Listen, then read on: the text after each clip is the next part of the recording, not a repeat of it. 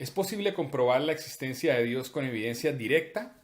Es decir, que no se tenga que fundamentar en experiencias de terceros o historias o cosas de otros tiempos o cosas de la naturaleza o algo que sea etéreo para mí, sino una evidencia directa, lógica, racional y personal. Yo creo que sí es posible y es lo que quiero compartirles aquí. Es una manera de muchas, digámoslo así, una metodología que tiene unos elementos claves que vemos plasmados en toda nuestra vida y en el mundo en el que vivimos, de los que podemos usar para basarnos y llegar a esa conclusión. Voy a dar unos ejemplos muy sencillos que nos permiten identificar esos principios. Digamos, por ejemplo, un niño que quiere aprender a montar bicicleta. Si él quiere aprender a montar bicicleta es porque le ve cierto valor a eso. ¿No es cierto? Le ve cierto valor. El que sea, por cualquier razón, por cualquier motivo. Y aparte de verle valor a ese concepto, tiene que estar abierto a lo que se necesita para aprenderlo.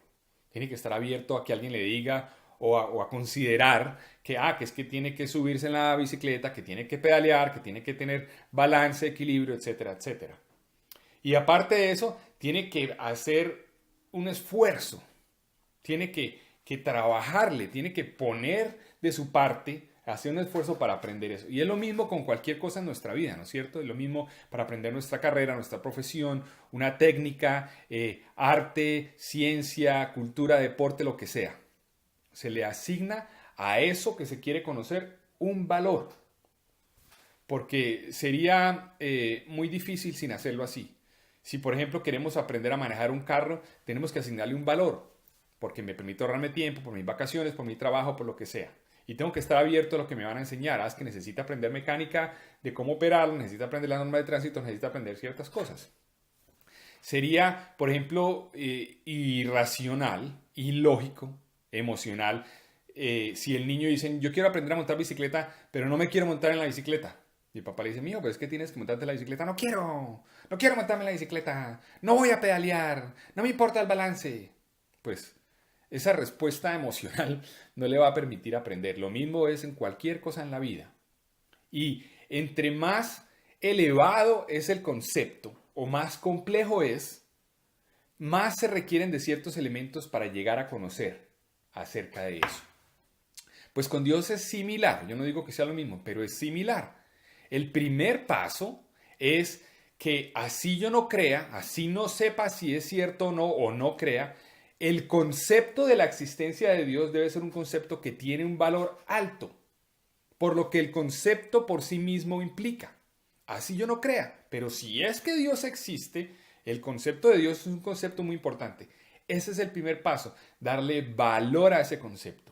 Ahora, segundo, digamos por ejemplo un deportista que quiere romper su propia marca, su propio récord, quiere subir en su performance. Y para él hacer eso, él tiene que quitarse la barrera mental de que no puede.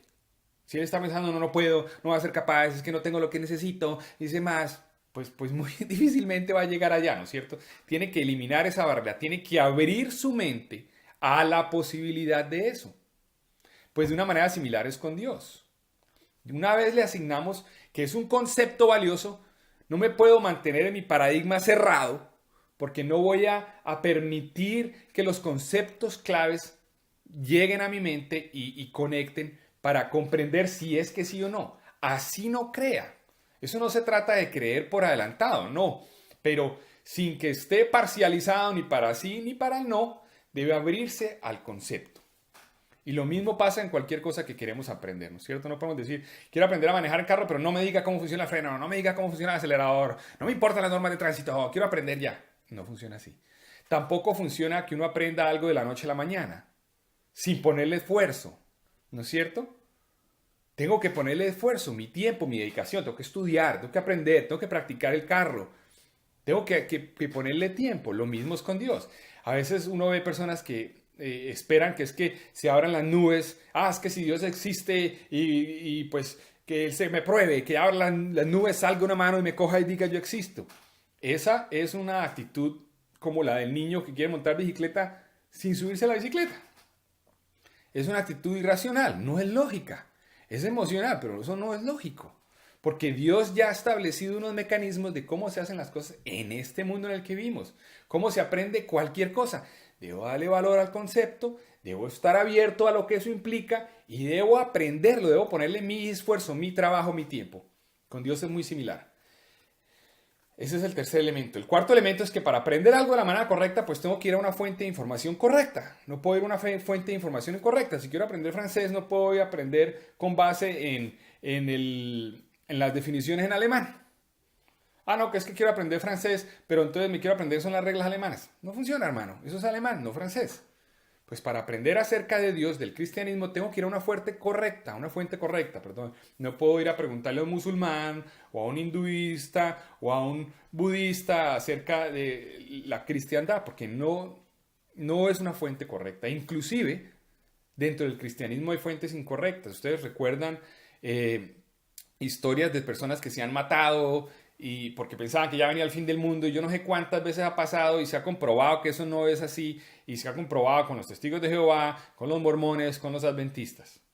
Entonces, para aprender correctamente el cristianismo debo ir a una fuente correcta, inclusive una Biblia correcta, porque hay muchas Biblias en el mercado que son alteradas.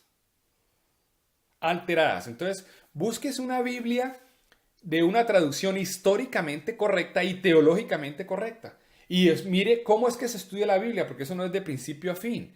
Hay una metodología apropiada para aprender. Entonces averigüe acerca de eso y vaya usted mismo a la fuente directa de la teología.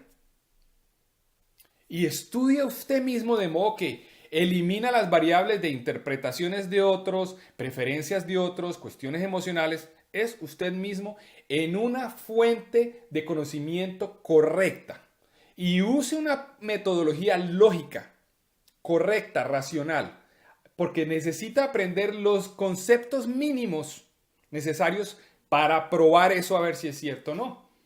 Para aprender un idioma necesito mínimo saber cierta cantidad de vocabulario, mínimo ciertas normas gramaticales, mínimo ciertos aspectos de pronunciación, y así con cualquier cosa. Lo mismo es con el cristianismo. Debo aprender de la fuente correcta una base mínima para poder ver su consistencia intelectual y teológica, que es lo más importante.